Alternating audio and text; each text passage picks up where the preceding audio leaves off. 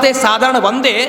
ಆದರೆ ಸುಷುಪ್ತಿ ಅಂತ ಹೇಳಿದ್ರೆ ಸುಖನಿದ್ರರಾಗಿರ್ತೇವೆ, ಮೂರ್ಛಾವಸ್ಥೆಯಲ್ಲಿ ದುಃಖ ಇರುತ್ತೆ. ಅಂತಹ ಮೂರ್ಛಾವಸ್ಥೆಯಲ್ಲಿ ಸಮಾಧಿ ಅಂತ ಹೇಳುತ್ತೆ. ಸಮಾಧಿ ಅಂತ ಹೇಳಿದ್ರೆ ಬಾಹ್ಯ ಪ್ರಪಂಚದ ಯಾವ ಗಂಧ ಗಾಳಿಯೂ ಕೂಡ ನಮಗೆ ಗೊತ್ತಿಲ್ಲ, ಒಳಗೆ ಇದ್ದು ಭಗವಂತನನ್ನು ನಾವು ವಿಚಾರ ಮಾಡ್ತಾ ಇರ್ತೇವೆ, ಅನುಸಂಧಾನ ಮಾಡ್ಕೊಳ್ತಾ ಇರ್ತೇವೆ. ಅಂತಹ ಸಂದರ್ಭದಲ್ಲಿ ಭಗವಂತ ನಮ್ಮನ್ನು ಕಾಪಾಡ್ತಾ ಇರ್ತಾನೆ. ಮತ್ತು ಮುಕ್ತಿಯವಸ್ಥೆಯಲ್ಲೂ ಕೂಡ ಭಗವಂತ ನಮ್ಮನ್ನು ಕಾಪಾಡ್ತಾ ಇರ್ತಾನೆ. ಯ ಈಯತೆ ಕೇವಲಯ ಸ್ವಸಂಸ್ಥಯ. ಭಗವಂತ ಈ ಈ ಈ ಜೀವನ ಯಾವ ಸ್ವೇಚ್ಛೆಗಳನ್ನು ಅವನು ಇಟ್ಕೊಳ್ಳದೇನೆ ತನ್ನ ಸ್ವತಂತ್ರ ಬುದ್ಧಿಯಿಂದ ನಮ್ಮನ್ನು ಕಾಪಾಡ್ತಾ ಇದ್ದಾನೋ ಅಂತಹ ಮುಖ್ಯ ಪ್ರಾಣಾಂತರ್ಗತ ಭಗವಂತನನ್ನು ನಾನು ನಮಸ್ಕಾರ ಮಾಡ್ತಾ ಇದ್ದಾನೆ. ಹಂಸಾಯ ತಸ್ಮೈ ಶುಚಿ ಸದ್ಮನೇ ನಮಃ. ಅಂತಹ ಮುಖ್ಯ ಪ್ರಾಣಾಂತರ್ಗತ ಭಗವಂತನನ್ನು ನಾನು ನಮಸ್ಕಾರ ಮಾಡ್ತಾ ಇದ್ದೇನೆ ಅಂತ ಈ ರೀತಿಯಾಗಿ ದಕ್ಷ ಪ್ರಜಾಪತಿ ಒಟ್ಟಾರೆ 12 ಶ್ಲೋಕದಲ್ಲಿ ಇನ್ನೂ ಮುಂದೆ ಅನೇಕ ವಿಧವಾಗಿರ್ತಕ್ಕಂತಹ ಸ್ತೋತ್ರವನ್ನು ಮಾಡ್ತಾನೆ. ಭಗವಂತನಿಗೆ ಪಾಂಚದಶ್ಯಂ ಅಂತ ಹೆಸರು, ಅವನಿಗೆ 15ನೇವ ಅಂತ ಹೆಸರು, ಮೊದಲನೇವ ಅಂತ ಹೆಸರು, ಎಲ್ಲವೂ ಕೂಡ ಭಗವಂತನ ಹೆಸರುಗಳೇ. ಅವನಿಗೆ ಪಾಂಚದಶ ಅಂದರೆ 15ನೇವ ಹೇಗೆ ಹೆಸರು? ದಶ ಇಂದ್ರಿಯಗಳು, ಮನಸ್ಸು, ಬುದ್ಧಿ, ಮಹತ್ತತ್ವ, ಪ್ರಕೃತಿ, ಇದು 14, ಜೊತೆಗೆ 15ನೇವ ಭಗವಂತ. ಈ ರೀತಿ ಅಂತಹ ಭಗವಂತನಿಗೆ ನಮಸ್ಕಾರ. ಹೀಗೆ ಅನೇಕ, ಮತ್ತು ಅಷ್ಟೇ ಅಲ್ಲ, ಸಸರ್ವನಾಮ ಸಚ ವಿಶ್ವರೂಪ ಪ್ರಸೀದತಾಂ ಅನಿರುಕ್ತಾತ್ಮಶಕ್ತಿ. ಅಂದರೆ ಅನಿರುಕ್ತಾತ್ಮಶಕ್ತಿ ಅಂತಂದರೆ ಅಂತಹ ಭಗವಂತನಿಗೆ ನಮಸ್ಕಾರ. ನಿರುಕ್ತ ಇಲ್ಲದೇ ಇದ್ದವನು, ಸ್ವತಃ ವೇದವೇ ತಿಳಿಸ್ತಾ ಇದೆ, ಎಷ್ಟು ಹೊಗಳಿದ್ರೂ ಹೊಗಳದೇ ಇರುವಂಥದ್ದು ಇನ್ನೂ ಅನಂತವಾಗಿದೆ ಭಗವಂತನನ್ನ ಅಂಥೇಳಿ. ಹಾಗಾದರೆ ಅಂತಹ ಅನಂತನಿಗೆ ನಮಸ್ಕಾರ. ಅನಂತ ಹೇಗಿದ್ದಾನೆ? ಸರ್ವನಾಮ, ಎಲ್ಲ ಶಬ್ದಗಳು ಕೂಡ ಅವನನ್ನು ಪ್ರತಿಪಾದನೆ ಮಾಡ್ತಾ ಇದೆ. ವಿಶ್ವರೂಪ, ಈ ವಿಶ್ವರೂಪಕ್ಕೆ ಅನೇಕ ಜನ ದಾರ್ಶನಿಕರು ಅನೇಕ ರೀತಿ ವ್ಯಾಖ್ಯಾನ ಮಾಡಿದ್ದಾರೆ. ಆದರೆ ಸರಿಯಾದ ವ್ಯಾಖ್ಯಾನ ಬೇಕು ಅಂತಂದರೆ ಮಧ್ವರ ಭಾಷ್ಯ ಓದಿದಾಗ ಮಾತ್ರ ಗೊತ್ತಾಗುತ್ತೆ. ಉಳಿದ ವ್ಯಾಖ್ಯಾನಗಳು ವ್ಯಾಖ್ಯಾನ, ಅದು ಮಧ್ವರ ಭಾಷ್ಯ ಮಾತ್ರ ಅದು ವ್ಯಾಖ್ಯಾನ. ಇದು ಹೇಳಲಿಕ್ಕೆ ವಿಶ್ವರೂಪ ಅಂತ ನಾವು ನೋಡ್ಕೋಬೇಕಲ್ಲ. ವಿಶ್ವರೂಪ ಅಂತಂದರೆ ಭಗವಂತ ವಿಶ್ವವನ್ನು ಸೃಷ್ಟಿ ಮಾಡಿ ಪ್ರತಿಯೊಂದು ವಸ್ತುವಲ್ಲೂ ಅವನಿದ್ದಾನೆ ಅಂತೆ. ಆದ್ದರಿಂದ ಅವನಿಗೆ ಅಷ್ಟೇ ಅಲ್ಲ, ಅದು ಇರುವಿಕೆಗೆ ಕಾರಣ ಆಗಿದ್ದಾನೆ, ಅಂತರ್ಯಾಮಿ ಆಗಿದ್ದಾನೆ, ಸೃಷ್ಟಿ ಮಾಡಿದ್ದಾನೆ, ಅದು ಇರುವಿಕೆಗೂ ಕೂಡ ಕಾರಣ ಆಗಿದ್ದಾನೆ. ಅಂತಹ ವಿಶ್ವರೂಪ. ಹಾಗಾದರೆ ಎಲ್ಲ ಕಡೆ ಇದ್ದಾನೆ, ಎಲ್ಲ ಕಡೆ ನಮಸ್ಕಾರ ಮಾಡಬೇಕಾ? ಮತ್ತು ಯಾಕೆ ನಾವು ದೇವರ ಪ್ರತಿಮೆಯಲ್ಲಿ ಮಾತ್ರ ನಮಸ್ಕಾರ ಮಾಡ್ತೇವೆ? ಸನ್ನಿಧಾನ ಮುಖ್ಯ. ಸನ್ನಿಧಾನ ಬರಬೇಕಂತಾದರೆ 4 ಕಾರಣ ಅಂತೆ. ಪ್ರತಿಮಾಯಾಂ ತು ಸಾನ್ನಿಧ್ಯಂ ಅರ್ಚಕಸ್ ತಪೋಬಲಾತ್ ಅಂತ ಹೇಳ್ತಾರೆ. ಸಾನ್ನಿಧ್ಯ ಬರಲಿಕ್ಕೆ 4-5 ಕಾರಣಗಳಿವೆ. ಪ್ರತಿಮೆಯಲ್ಲಿ ಸಾನ್ನಿಧ್ಯ ಬರಲಿಕ್ಕೆ ಒಂದು ಕಾರಣ, ಯಾರು ಪ್ರತಿಷ್ಠಾಪನೆ ಮಾಡಿದ್ದಾರೆ ಶ್ರೇಷ್ಠ ವ್ಯಕ್ತಿಗಳು ಕಾರಣ. ಜೊತೆಗೆ ಸನ್ನಿಧಾನ ಬರಲಿಕ್ಕೆ ಅಲ್ಲಿರುವಂತಹ ಅರ್ಚಕ ಯಾವ ಉಪಾಸನೆಯಿಂದ ಅಲ್ಲಿ ಯಾವ ಅನುಸಂಧಾನ ಇಟ್ಕೊಂಡು ಉಪಾಸನೆ ಮಾಡ್ತಾ ಇದ್ದಾನೆ, ಪೂಜೆ ಮಾಡ್ತಾ ಇದ್ದಾನೆ ಅಂತ ಒಂದು ಕಾರಣ. 2ನೇ ಕಾರಣ. 3ನೇ ಕಾರಣ, ಅಲ್ಲಿ ಯಾವ ಭಕ್ತಾದಿಗಳು ಬರ್ತಾ ಇದ್ದಾರೆ, ರಜಸ್ವಲಿಯಾಗಿ ಬರ್ತಾ ಇದ್ದಾರೋ, ಅಶುಚಿಯಾಗಿ ಬರ್ತಾ ಇದ್ದಾರೋ, ಅವರು ಬಂದರೂ ಕೂಡ ಆ ಒಂದು ಪ್ರತಿಮೆಯಲ್ಲಿ ಸಾನ್ನಿಧ್ಯ ಹೊರಟು ಹೋಗುತ್ತಂತೆ. ಇನ್ನು 4ನೇ ಕಾರಣ, ಎಷ್ಟು ಅನ್ನ ಸಂತರ್ಪಣೆ ಆಗ್ತಾ ಇದೆ ಆ ಪ್ರತಿಮೆಯಲ್ಲಿ, ಆ ಪ್ರತಿಮೆ ಇರುವಂಥ ಸ್ಥಳದಲ್ಲಿ ಅಂತ. 4 ವಿಧವಾಗಿರ್ತಕ್ಕಂತಹ ಸನ್ನಿಧಾನ ಎಲ್ಲಿರುತ್ತೋ ಅಂತಹ ಭಗವಂತನಿಗೆ ನಮಸ್ಕಾರ ಅಂಥೇಳಿ ವಿಶ್ವರೂಪ ಪ್ರಸೀದತಾಂ ಅನಿರುದ್ಧಾತ್ಮ ಶಕ್ತಿ. ಇಂತಹ ಶಕ್ತಿ ಇರುವಂತಹ ಭಗವಂತನಿಗೆ ನಮಸ್ಕಾರ ಅಂಥೇಳಿ ಒಟ್ಟಾರೆ 12 ಶ್ಲೋಕಗಳ ಒಂದು ದಕ್ಷ ಪ್ರಜಾಪತಿ ಸ್ತೋತ್ರ ಮಾಡ್ತಾನೆ. ಈ 12 ಶ್ಲೋಕಗಳಿಂದ ಭಗವಂತ ಅವನಿಗೆ ಒಲಿದು ಒಟ್ಟು ಅಷ್ಟಬಾಹುಗಳಾಗಿ ಪ್ರತ್ಯಕ್ಷನಾಗ್ತಾನಂತೆ. 6ನೇ ಸ್ಕಂದದಲ್ಲಿ ಬರುವಂಥ 2 ಮುಖ್ಯ ಸ್ತೋತ್ರ ಅಂತ ಹೇಳಿದ್ರೆ ಒಂದು ನಾರಾಯಣ ವರ್ಮ ಸ್ತೋತ್ರ, ಒಂದು ಹಂಸಗುಖ್ಯ ಸ್ತೋತ್ರ. ಇದರಿಂದ ಭಗವಂತ ಒಲಿದು ಅವನಿಗೇನು ಮಾಡಬೇಕು? ಅವನಿಗೆ ಇಡೀ ಪ್ರಪಂಚವನ್ನು ಜೀವನನ್ನು ತುಂಬಿಸ್ಬೇಕಾಗಿದೆ. ಹೇಗೆ ತುಂಬಿಸೋದು? ಮಾನಸ ಸೃಷ್ಟಿಯಿಂದ ಸಾಕಾಗಲಿಲ್ಲ. ಆದ್ದರಿಂದ ನನಗೆ ಯೋಗ್ಯಳಾಗಿರ್ತಕ್ಕಂತಹ ಒಂದು ಹೆಣ್ಣನ್ನು ಬೇಕು. ಯಾರು? ನೀನೇ ನನಗೆ ಮದುವೆ ಮಾಡಿಕೊಡು ಅಂತ ಕೇಳಿದಾಗ ಆವಾಗ ಪಂಚಜನನ ಮಗಳಾಗಿರ್ತಕ್ಕಂತಹ ಅಸಕ್ನಿಯನ್ನು ಮದುವೆ ಮಾಡಿಕೊಡ್ತಾನೆ ಭಗವಂತ. ಮದುವೆ ಮಾಡಿ ಅಲ್ಲಿ ಒಟ್ಟಾರೆ 11,060 ಜನ ಮಕ್ಕಳನ್ನು ಪಡಿತಾನೆ ದಕ್ಷ ಪ್ರಜಾಪತಿ. ಆ 11,000 ಜನರು ಸನ್ಯಾಸಿಗಳಾಗ್ತಾರೆ. ಇನ್ನು 60 ಜನರನ್ನು ಬೇರೆ ಬೇರೆ ಪ್ರಜಾಪತಿಗಳಿಗೆ ಕೊಟ್ಟು ಮದುವೆ ಮಾಡಿ ಅಲ್ಲಿಂದ ಇಡೀ ಪ್ರಪಂಚವನ್ನು ಅಲ್ಲಿ ತುಂಬಿಸ್ತಾನೆ ಅಂಥೇಳಿ ಒಟ್ಟು ದಕ್ಷ ಪ್ರಜಾಪತಿ ಮಾಡುವಂತಹ ಸ್ತೋತ್ರ. ಇಂತಹ ಸ್ತೋತ್ರಗಳ ಬಗ್ಗೆ ಯಥಾಮತಿಯಾಗಿ 4 ಶ್ಲೋಕಗಳು ಮಾತ್ರ ನಿರೂಪಣೆ ಆಗಿದೆ. ಇನ್ನು ಅನೇಕ ಶ್ಲೋಕಗಳಿವೆ.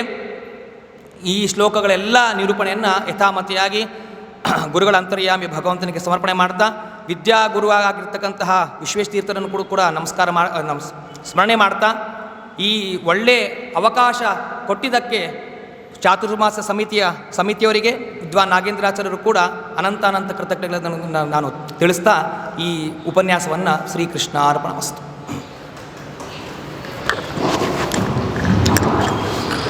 ವಿದ್ವಾನ್ ಪವನ ಸಿದ್ಧಾಂತಿ ಆಚಾರ್ಯರು ಶ್ರೀ ಪೂರ್ಣಬೋಧ ವಿದ್ಯಾಪೀಠದಲ್ಲಿ ಇಲ್ಲೇ ಸೈನಿಕಪುರಿಯಲ್ಲಿ ಅಧ್ಯಾಪಕರಾಗಿ ಹಾಗೂ ಪೌರೋಹಿತ್ಯವನ್ನು ಕೂಡ ನಡೆಸ್ತಾ ಇದ್ದಾರೆ. ಇವರು ಸ್ವಾಮಿಗಳ ಹತ್ರ ಅನುಗ್ರಹ ಮಂತ್ರಾಕ್ಷತೆಯನ್ನು ತಗೊಂಡಿದ್ದಾರೆ. ಇನ್ನು ಮುಂದೆ ಸ್ವಾಮಿಗಳ ಪ್ರವಚನ ಮಹಾಭಾರತ ತಾತ್ಪರ್ಯ ನಿರ್ಣಯ ವಿಷಯ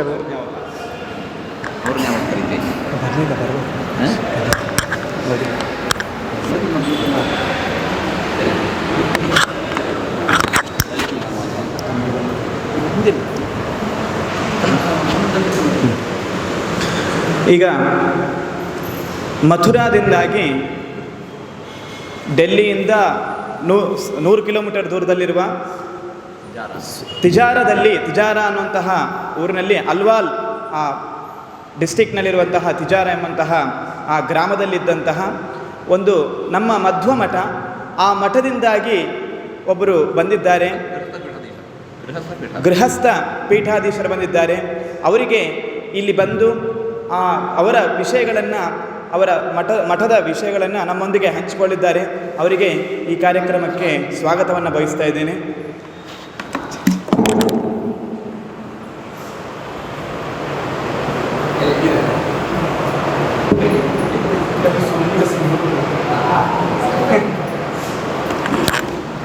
ಅವರು ಮೊದಲು ಸ್ವಾಮಿಗಳನ್ನು ಸನ್ಮಾನಿಸ್ತಾ ಇದ್ದಾರೆ.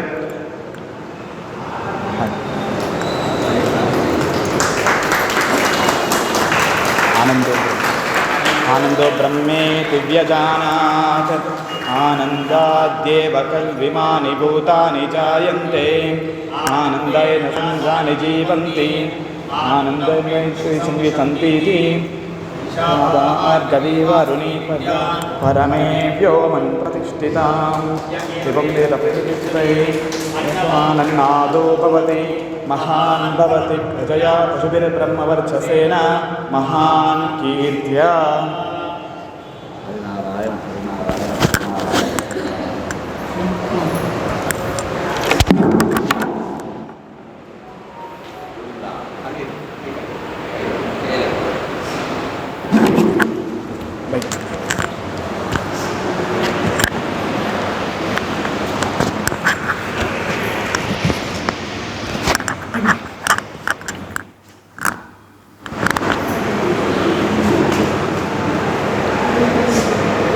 सच्चिदानंद रूपाय विसोत्पत्त्यादि हेतवे तापत्रयं विनाशाय श्री कृष्णं वयं नमे.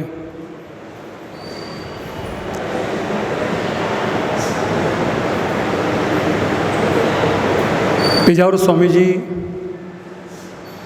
के श्री चरणों को प्रणाम करते हुए मुझे बहुत हार्दिक प्रसन्नता हो रही है. स्वामी जी का आशीर्वाद, स्वामी जी की कृपा 2008 में हम राजस्थान से उडुपी आए. बड़े स्वामी जी का इतना प्यार मिला, इतना आशीर्वाद मिला. वो जब भी उत्तर भारत में कहीं आते तो मुझे सौभाग्य मिलता उनको प्रणाम करने का, उनके साथ में रहने का. और यही अब हमारे पूज्य स्वामी जी जब भी दिल्ली जाते हैं या मथुरा जाते हैं या और उत्तर भारत में, तो इनके श्री चरणों को प्रणाम करने का सौभाग्य मिलता है. मध्वाचार्य संप्रदाय अंतर्गत आज से 500 साल पहले मध्वाचार्य जी महाराज उत्तर भारत में 3 बार उन्होंने बद्री की यात्रा की. और जो मथुरा जिला है, जो ब्रज क्षेत्र है, जहाँ भगवान कृष्ण ने अपनी लीलाएं की हैं, एक ग्वाल रूप में एक गौओं को चराते हुए रास लीलाएं की हैं, जहां भक्ति नृत्य कर रही है, ये लोप हो चुका था। मध्वाचार्य संप्रदाय अंतर्गत मैदुरई से श्री नारायण भट्ट जी महाराज तेलंग ब्राह्मण आज से 500 साल पहले उत्तर भारत में जाकर के, वो नारद के अवतार थे, उन्होंने अपने भक्ति के प्रताप से कि ये बरसाना है, ये नंदगांव है, ये चिकसोली है, ब्रज के तमाम क्षेत्रों को अपने भक्ति के प्रताप से उन्होंने उदय किया।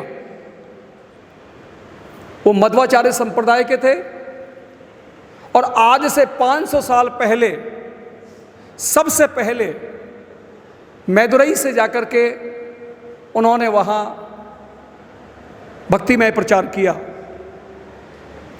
उन्होंने अपने काल में 8 शिष्यों की स्थापना की। उनके जो प्रधान शिष्य थे स्वामी मथुरादास जी, वो मेरे फोर फादर थे।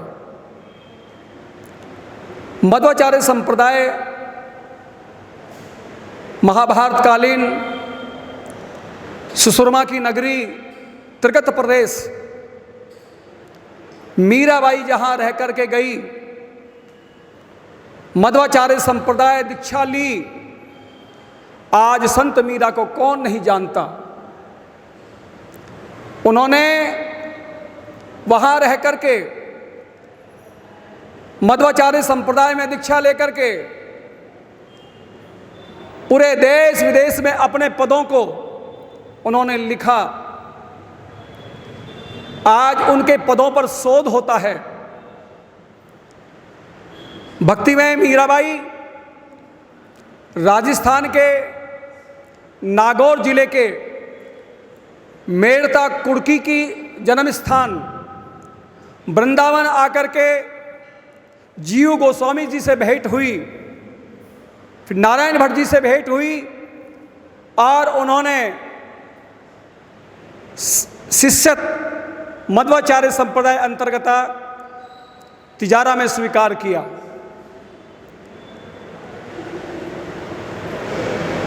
पूज्य पेजावर स्वामी जी 2 बार तिजारा गए।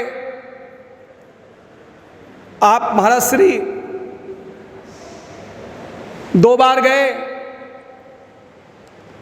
पालीमार स्वामी जी गए, लेकिन उत्तर भारत में जब स्वामी जी का 81 मनाया हमने जन्मदिन तिजारा में, वृंदावन के बड़े बड़े संत, अयोध्या के, बरसाना के, जयपुर के 5000 लोगों की उपस्थिति में ऐसा सुंदर भव्य कार्यक्रम हुआ।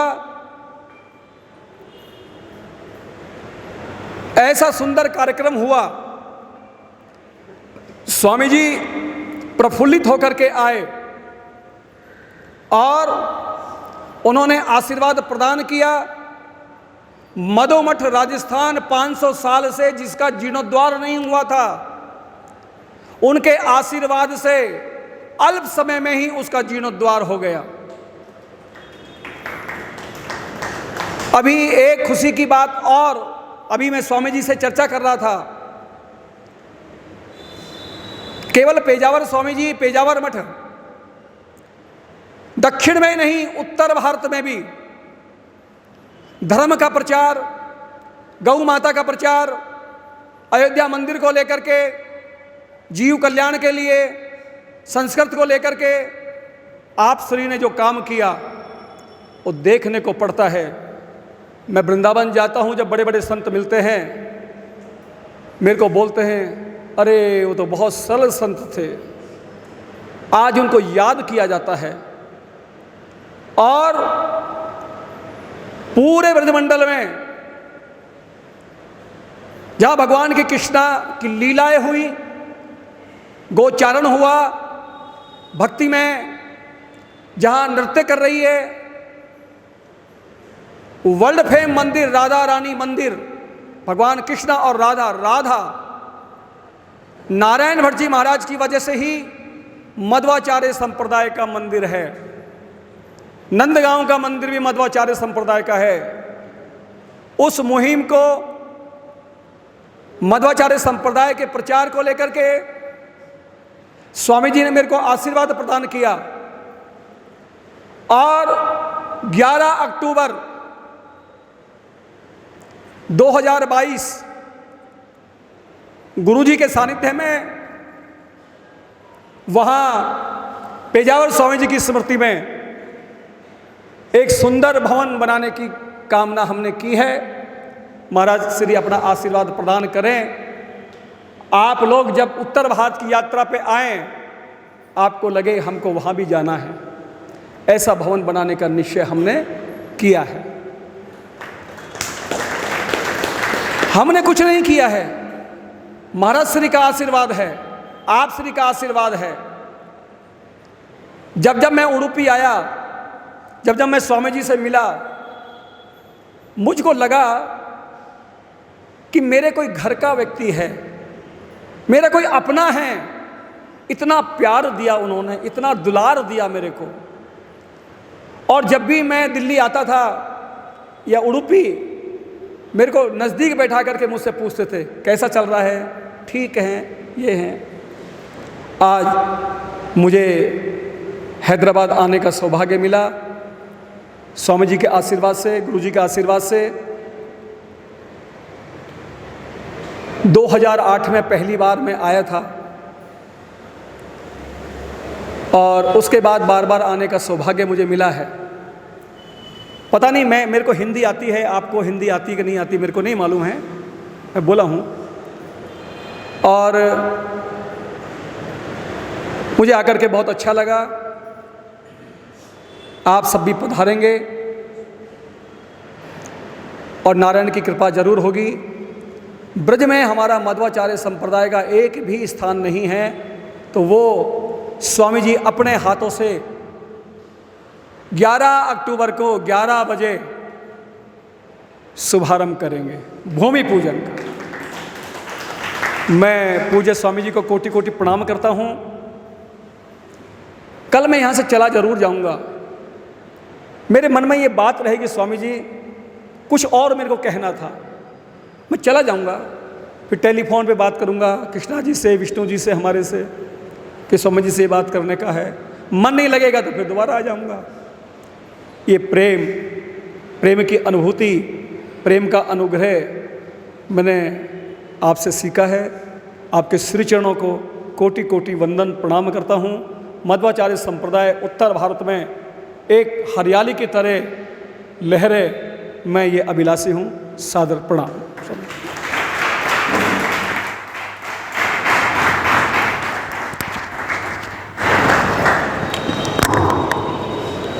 कृष्णं वंदे मंथपाशधरं दिव्यार्भकाकृतिं शिखाबन्धत्रयोपेतं भैष्मीमध्वकरार्तिम्।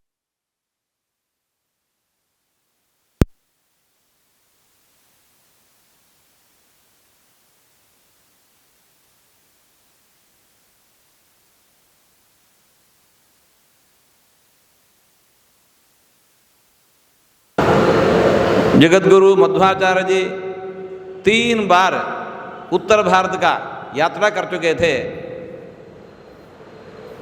वहाँ भी अपना तत्वज्ञान प्रसार किए थे।